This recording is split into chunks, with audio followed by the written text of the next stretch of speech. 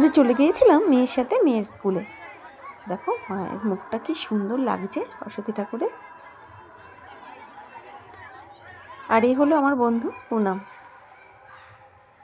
তো যেহেতু সরস্বতী পুজোয় মেয়ের স্কুলে গেছি, তো বন্ধুদের সাথে মিট আপ তো একটু হবেই। তো এই দেখো স্কুলের গ্রাউন্ডটা দেখিয়ে দিই তোমাদের। এত সুন্দর ফুলের গাছ রয়েছে স্কুলের গ্রাউন্ডে, তো ভালো লাগছে দেখতে। ভাবলাম তোমাদের সাথে একটু শেয়ার করি, বন্ধুদের সাথে একটু শেয়ার করি। আজকে তো কোনো ভিডিও সেরকমভাবে দিইনি তোমাদের। তো দেখো, এই দেখো কচি কাচারা সবাই সুন্দর শাড়ি ঠাড়ি পরে সব স্কুলে এসছে। এদের দেখে সে আমাদের ছোটোবেলার কথাটা মনে পড়ে যাচ্ছিলো, জানো তো। তো আমরাও তো একটা সময় এই সময় মজা করেছি, তাই না?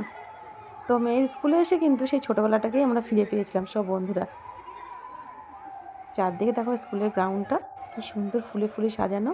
আর দেখো সব মেয়েরা এখানে সরস্বতী ঠাকুরের মতন একদম শাড়ি পরে। আর সরস্বতী পুজোয় শাড়ি পরাটা একটা ইমোশন, তাই না? বাঙালির একটা ইমোশন, শাড়ি পরতেই হবে, অন্য কোনো ড্রেস নাই হোক। এই দেখো এখানে এরা সেলফি তুলতে ব্যস্ত। আর এদিকে আরেকটা বন্ধু চলে এলো, অঞ্জলি। তো এইভাবেই মজা করলাম আমরা আজকে।